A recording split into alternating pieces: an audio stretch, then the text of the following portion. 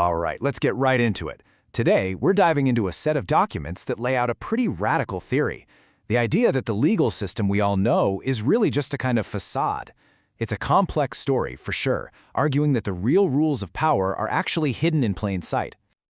You know, the source materials we're looking at really kick things off with a huge question.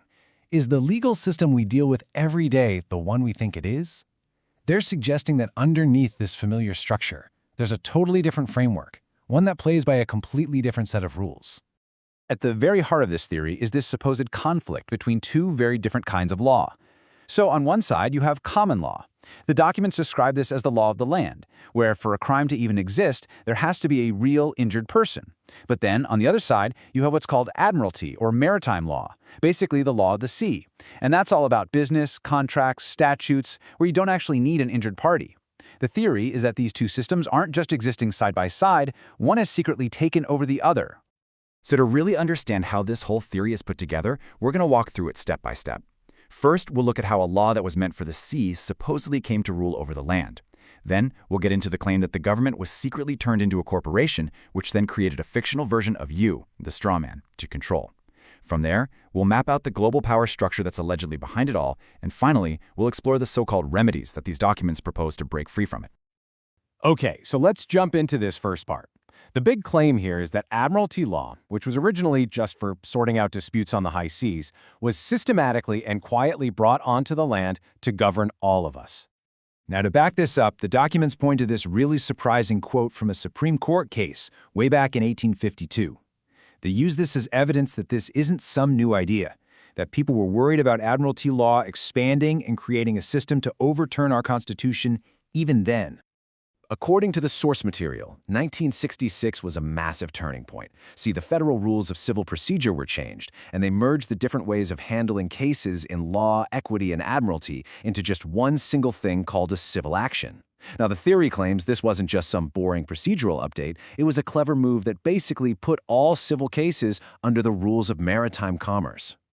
And this brings us to the next and, honestly, probably the most shocking part of the theory.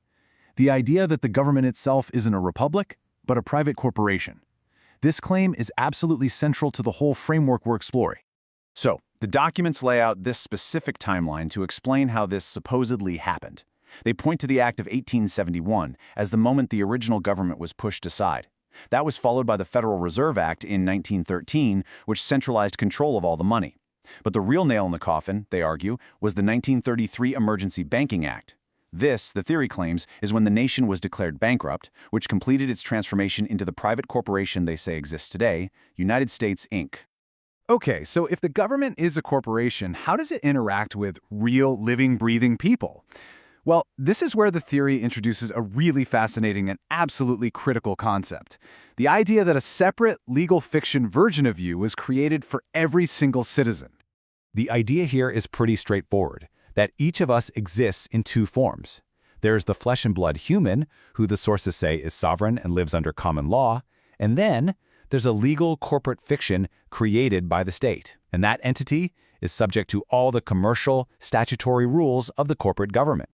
This corporate fiction, it has a name, the straw man. And according to these documents, there's a dead simple way to spot it. Just pull out your driver's license or your social security card. The theory is, whenever you see your name written in all capital letters, it's not actually referring to you, the human. It's referring to your corporate straw man. So how does the straw man get created in the first place? Well, the theory argues it all happens without us ever really knowing it, through all the routine paperwork we do. It supposedly starts when a birth certificate is registered, and from that point on, every time you apply for a social security number, a driver's license, even when you register to vote, each one is seen as another contract that binds your corporate fiction to the state's commercial system. And to support this, one of our main sources, which is attributed to someone called Judge Dale, makes this claim. It says that using an all-caps name to identify a corporation is just standard practice, not only in state legal codes, but in the government's own style manual. So the argument is that this directly links your all-caps name to a corporate status. So, if the government is a corporation and citizens are being treated as legal fictions, the next question is pretty obvious, right? Who's in charge of all of this? Well, the documents we're looking at outline a very specific global hierarchy. The power structure that's described in these sources is basically a pyramid. Down at the bottom, you've got the enforcement arms that we all see every day, the courts, the lawyers, the police. They supposedly answer to the corporate U.S. government, which in turn is controlled by international banks like the Federal Reserve. And then, way up at the very top, you have a group of documents just called the global elite. And the documents are very explicit about who they believe this global elite is. They name international banking families like the Rothschilds, remnants of European royalty, and the Vatican as the ultimate owners of United States Inc. and the whole international commercial system that it operates in. Now, after laying out this whole elaborate system of alleged control, the documents don't just leave you hanging. The final section is all about action. It proposes very specific remedies for people that challenge this system from the inside. The strategy they propose really comes down to a choice.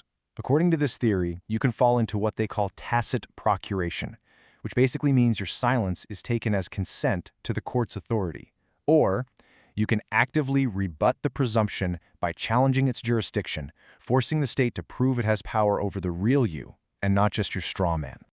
The documents point to one critical moment to make this challenge: the right of allocution. Now, this is an old common law right where, right before sentencing, a judge has to ask the defendant if there's any reason judgment shouldn't be passed.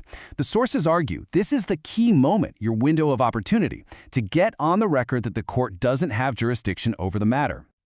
And get this, the sources lay out a very specific script for this whole confrontation. It starts with making a special appearance, meaning you're only there to argue about jurisdiction. The next step is to completely flip the power dynamic. You identify yourself as the beneficiary of the strawman trust, and you identify the judge as its trustee. And from that position, you claim to represent the defendant, your name in all caps, and then you instruct the judge as the trustee to settle the account and throw the case out.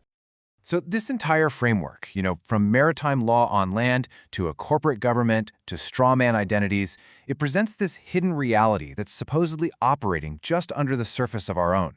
It's an incredibly detailed, all-encompassing narrative. And it leaves us with one final question to think about. Apart from whether any of it's true, what is it about alternative theories of power like this that makes them so compelling to so many people?